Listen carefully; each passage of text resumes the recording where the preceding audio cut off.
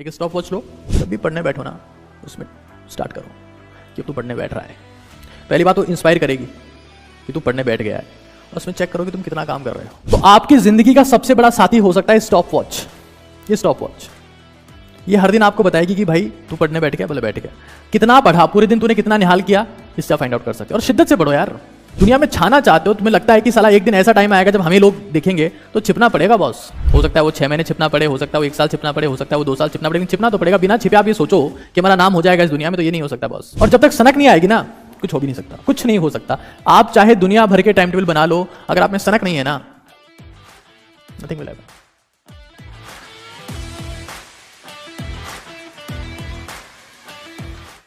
ये होता है टारगेट बेस्ड, टारगेटेड।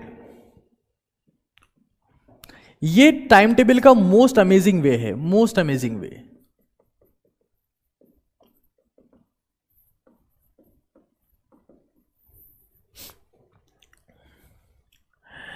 इसमें बेसिकली होता क्या है कि जो स्टूडेंट है वो ये फिक्स कर लेता है कि मैं हर दिन कितने घंटे पढ़ना चाहता हूं, डे के आवर्स कितने हैं, या फिर मेरे वीकली आवर्स कितने हैं।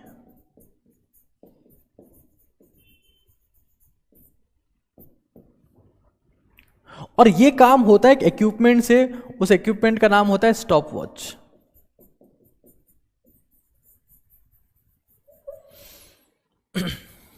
अभी समझाते हैं इस चीज को। एक मेरा स्टूडेंट था, उसको मैंने पूछा कि आप कितने घंटे पढ़ते हो। कहता है सर रोज 10 घंटे। तो मैंने उसको स्टॉप वॉच दी। मैंने कहा आपसे जब भी तुम टेबल पे पढ़ने बैठो, मतलब टेबल पे बैठे हो अलग चीज है, जब तुम पढ़ना स्टार्ट कर दिए हो उस वक्त स्टॉप वॉच को चालू करना, और पूरा दिन तुम्हारा वही टाइम टेबल फॉलो करना जो तुम करते हो, और फिर मुझे अगले दिन बताना कि तुमने कितने घंटे पढ़ाई करी। मेरे पास में अगले दिन आया, बोले सर मैं 10 घंटे बैठा था, लेकिन स्टॉप वॉच में इफेक्टिव पढ़ाई निकल के आई सिर्फ 4.5 घंटे, 4 hours 30 minutes, सिर्फ 4.5 घंटे बैठा। मैं पूरे दिन था, उसी शेड्यूल को फॉलो किया, लेकिन निकल के ही आया। स्टॉप वॉच मेथड क्या है कि इसमें एक स्टूडेंट डेली बेसिस पर ये डिसाइड करता है कि मैं कल 5 घंटे पढ़ा था, मैं आज 6 घंटे पढ़ूंगा, कल 6 पढ़ा था 7 पढ़ूंगा, और ये काम स्टॉप वॉच के थ्रू मैनेज करता है। मैं पढ़ना स्टार्ट कर रहा हूं, स्टॉप वॉच चालू। बीच में कुछ फोन देखा या कोई बात करने आ गया या वॉशरूम भी गया तो स्टॉप वॉच बंद। 10 सेकंड भी कट हो जाने चाहिए उसमें से। मैं वॉशरूम जाके 1 मिनट में आया तो 1 मिनट भी काउंट नहीं होना चाहिए, क्योंकि उस दौरान नहीं पढ़ा हूं। और इसमें मान लीजिए किसी दिन आप मिस हो गए, कि आप किसी दिन नहीं पढ़ पाए, तो आपका वीकली गोल ये है कि मुझे 42 आवर्स तो पढ़ने ही पढ़ने हैं, 42 आवर्स पढ़ने हैं। तो आप एक दिन मान लो आपने मिस कर दिया किसी एक रीजन की वजह से, तो आप अगले दिन उसको कंपनसेट करोगे 8 घंटे बैठ के, 9 घंटे बैठ के, 10 घंटे बैठ के। मैं स्टाम्प पेपर पे लिख के दे रहा हूं आपको। आप में से कोई सा भी स्टूडेंट इस मेथड को अगर फॉलो करता है तो उसे बार बार टाइम टेबल बनाने की जरूरत नहीं है, उसे बार बार अपने तरीका चेंज करने की जरूरत नहीं है। एक स्टॉप वॉच लो, हाँ, जब भी पढ़ने बैठो ना उसमें स्टार्ट करो कि अब तू पढ़ने बैठ रहा है। पहली बात तो इंस्पायर करेगी कि तू पढ़ने बैठ गया है, और उसमें चेक करो कि तुम कितना काम कर रहे हो। हर दिन अपने आप को इवेल्युएट करो।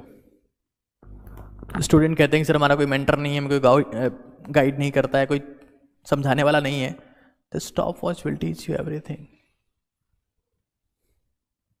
और जब स्टॉप वॉच में रात को 11:30-12 बजे लिखा हुआ आएगा कि 9 घंटे हो गए पढ़ते पढ़ते, तब बॉडी में डोपामाइन, सेरोटोनिन, एंडोर्फिन्स रिलीज होंगे। वो आपको इंस्पायर करेंगे अगले दिन कि यार कल 11 घंटे पढ़ाऊं, 9 घंटे पढ़ाऊं, 10 घंटे पढ़ाऊं, आज वो रिकॉर्ड तोड़ना है साला यार। वो इंस्पिरेशन होगा। हाँ, हमने इंस्टाग्राम पे पोस्ट डाली, फेसबुक पे पोस्ट डाली, अच्छी फोटो क्लिक करी थी, नॉर्मली तो 100-150 लाइक आते हैं, आपकी बात 600 आ गए। क्या करोगे? डोपामाइन, एंडोर्फिन रिलीज हो रहा है, उसकी नदियां बह रही है। अगली बार क्या कोशिश करोगे? तो उससे बढ़िया फोटो लेके आओ, उससे बढ़िया फोटो लेके आओ, 600 से ज्यादा लाइक आने चाहिए। हमारी बॉडी ऐसे ही काम करती है। तो आपकी जिंदगी का सबसे बड़ा साथी हो सकता है स्टॉप वॉच। ये स्टॉप वॉच ये हर दिन आपको बताएगी कि भाई तू पढ़ने बैठ गया, बोले बैठ गया, कितना पढ़ा, पूरे दिन तूने कितना निहाल किया, इससे आप फाइंड आउट कर सकते हो। और शिद्दत से पढ़ो यार, शिद्दत से पढ़ो। मतलब अगर कोई काम करने बैठो ना, पूरा दिल जिगर जान सब झोंक दो उसमें, टाइम पास नहीं होना चाहिए वो। मतलब अब 10 घंटे बैठे हो, उसमें क्वालिटी नहीं है और सिर्फ क्वांटिटी है, तो भाई क्वालिटी जो है ना वो क्वांटिटी से 10,000 गुना इफेक्टिव होती है। बिना क्वालिटी के कुछ नहीं होगा, बैठे रहो। मैं एक बात बताता हूं आपको, जब लॉकडाउन लगा हुआ था, सब कुछ क्रैश हो चुका था, बच्चे नहीं आ रहे थे पढ़ने, हालात खराब थे। इस बिल्डिंग में हम लोग थे, यहाँ पर 1.5 लाख का रेंट था हमारा।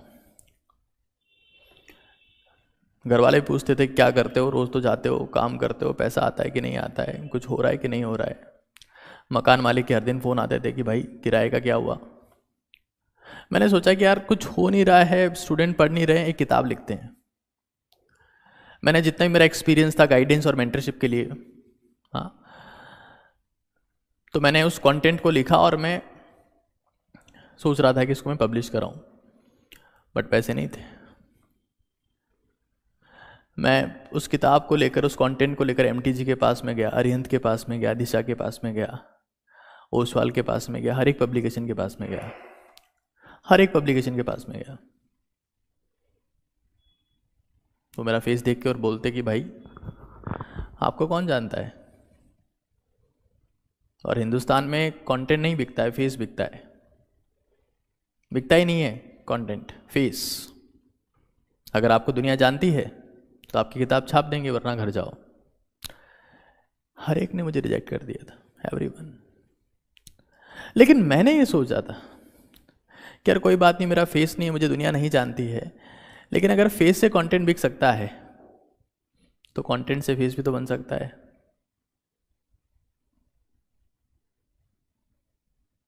मैंने उस वक्त ये नहीं किया कि यार एक गाली उसको दूं मैं इसलिए फेल हो गया, 2 गाली उसको दूं इसलिए फेल हो गया। मैंने 10 गाली खुद को दी कि अगर तूने इसमें शिद्दत से काम नहीं किया ना, क्वालिटी का काम नहीं किया, तो जिंदगी भर ऐसा ही होता रहेगा। आप बिलीव नहीं करेंगे, आज मेरे पास में स्टूडेंट्स के जीत की रणनीति बुक रिलीज होने के बाद में, जो गाइडेंस और मेंटरशिप बुक है, बच्चों के मैसेज आते हैं कि सर हम कोटा गए थे, 2 लाख रुपए देके, 3 लाख रुपए देके, हमें वो गाइडेंस और मेंटरशिप नहीं मिली जो सिर्फ 250 रुपये में इस किताब से मिली। इसलिए हुआ क्योंकि मैं अपनी टेबल पर काम करने के लिए घंटे देखकर नहीं बैठता था। पूरी शिद्दत और समर्पण के साथ में जब आप काम करते हो तब ऐसे आउटपुट आते हैं। आप बैठ जाओ, 12 घंटे बैठ जाओ, जब तक उस काम में शिद्दत नहीं होगी ना, कुछ भी नहीं होने वाला है। अमेजॉन, फ्लिपकार्ट पर आज टॉप सेलिंग बुक इसलिए है क्योंकि उसमें क्वालिटी का काम हुआ है। हर एक बच्चे की पसंद वो इसलिए है क्योंकि उसमें शिद्दत से काम किया गया है। मुझे लोग कहते थे कि आजकल मोबाइल का टाइम है, लैपटॉप का टाइम है, तुम्हारी किताबें कौन पढ़ेगा।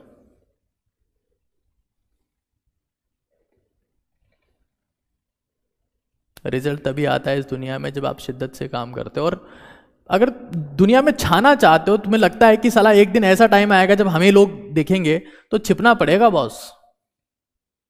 हो सकता है वो 6 महीने छिपना पड़े, हो सकता है वो 1 साल छिपना पड़े, हो सकता है वो 2 साल छिपना पड़े, लेकिन छिपना तो पड़ेगा। बिना छिपे आप ये सोचो कि हमारा नाम हो जाएगा इस दुनिया में, तो ये नहीं हो सकता बॉस, हो ही नहीं सकता। और दुनिया आपको सपोर्ट करने पता है कब आती है, जब उड़ रहे होते हो।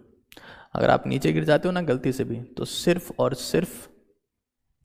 सिर्फ कुचलने आती है। ये दुनिया का नियम है।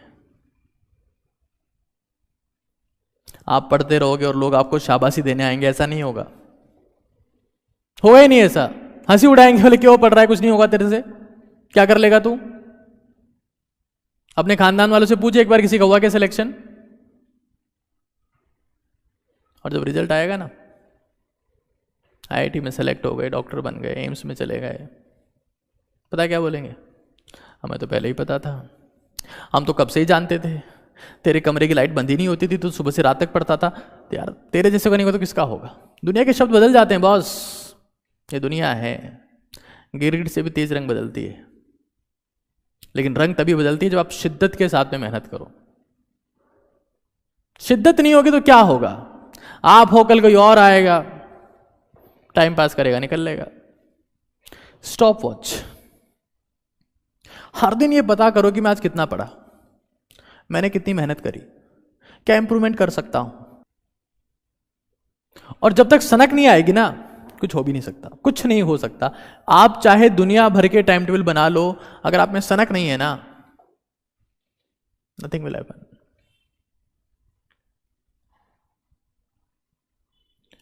मतलब सबसे इंपॉर्टेंट ये है कि होना चाहिए यार, चला इस टेबल पे कुर्सी पे क्यों बैठा हूं पता होना चाहिए यार। वो अगर दिमाग से गायब हो जाता ना एक मिनट भी, मतलब नहीं है।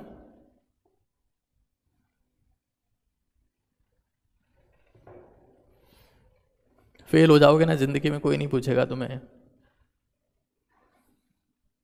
कोई नहीं पूछेगा, मेरे से लिखवा लो। रिश्तेदार भी अपना, कोई घर वाला जब कोई मर जाता है ना, तो उसमें कोई एनर्जी नहीं बचती।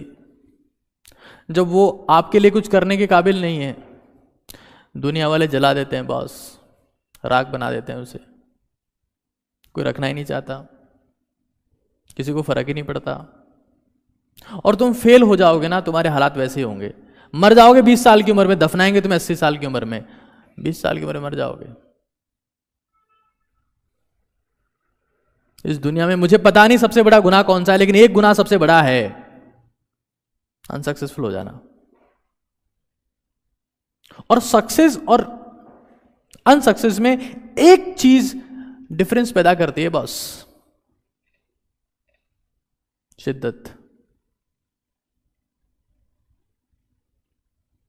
जिद।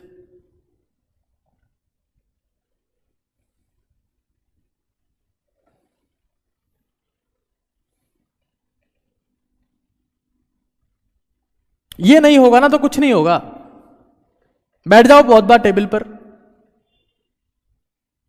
ये दिमाग में होना चाहिए कि जो मिल सके आसानी से उसकी ख्वाहिश किसे, अरे मुझे जिद उसे पाने की है जो मुकद्दर में लिखा ही नहीं।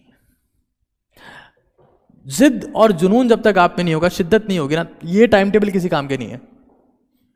खूब बना लो, कहीं आपको एक्सपर्ट मेंटर मिल जाएंगे कि हम टाइम टेबल बना के देंगे भाई, हम बना के देंगे टाइम, रोज आपसे बात करेंगे फोन में, कुछ नहीं होगा। ये फोन पे बात करेंगे रोज आपसे, एक बार 1 to 1 कॉल करेंगे, टाइम टेबल बना के देंगे।